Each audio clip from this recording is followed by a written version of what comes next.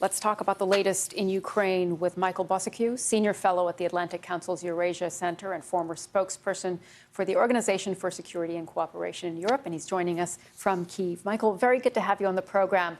I want to start with the fighting in Kursk in Russia. It seems to be intensifying.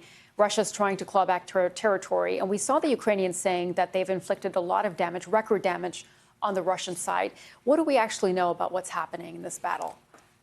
Sure, good to be with you. Well, information isn't flowing that freely out of that area, not even of what happens here in Ukraine. So we rely a lot on Russian telegram channels and press reports, but it does look like the Russians are amassing quite the manpower, quite the collection of kit, and of course those North Korean troops you mentioned.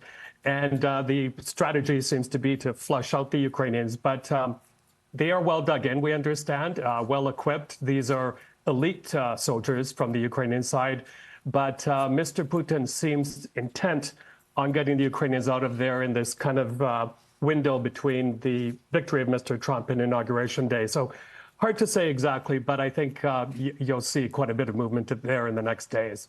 I want to ask you about the North Korean soldiers, because we've heard concern about this. U.S. and Ukrainian officials saying that the Russian military has amassed a force of 50,000 soldiers, including North Korean troops.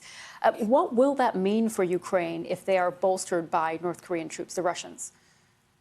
Yeah, well, you know, these are troops who don't have modern battlefield experience. They had to be trained by the Russians, and we know what kind of training Russian soldiers get, even the veterans, and they don't last very long on the battlefield. So I don't think it will make that big of a difference. But what needs to happen is for allies, not only here in Europe, the United States, Indo-Pacific, and the Middle East, is to take this as a globalization of the war. This is now a global war because now you have this axis of autocrats in Pyongyang, in Tehran, in Moscow, and on the side in Beijing operating together. And imagine for a moment as well, if these troops do survive, go back to North Korea and start using any skills they gained in Asia Pacific. So it needs to be taken very, very seriously, a lot more seriously than just rhetoric coming out of the NATO leader and others. We know that the Ukrainians, President Zelensky, they have been saying for months now, they need the ability to strike deeper into Russian territory with Western weapons. They have not gotten a green light yet. Is there any sense of whether they believe that the new Trump administration would allow that to happen?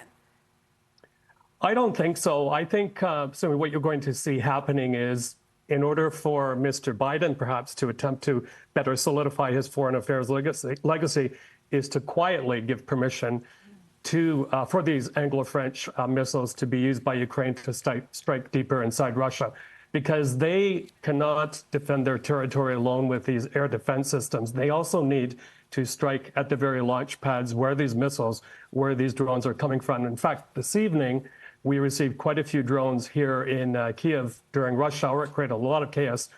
And as we speak, Zaporizhzhia is under fire. So it's very, very badly needed. I think they need to grow the spine in Washington to allow this to happen. I don't think they have much to lose, and they should not fall for Mr. Putin's bluffs of escalating this war further.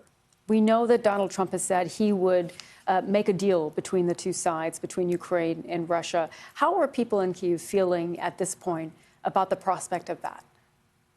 Well, I can tell you, since the victory was announced, they're pretty calm here. There's no panic as opposed to elsewhere in the world. But I think the Ukrainians are being very pragmatic. A recent poll that came out today shows that they want to win the war, that they're in favor of getting all of the land back. However, they're also being pragmatic. And, you know, I can tell you by talking to ordinary Ukrainians over the months and months I've been here is they're getting tired. They're getting worn down.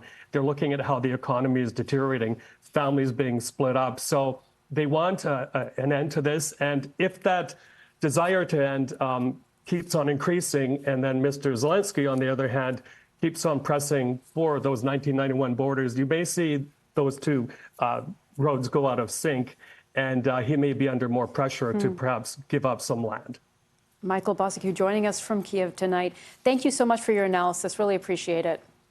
My pleasure.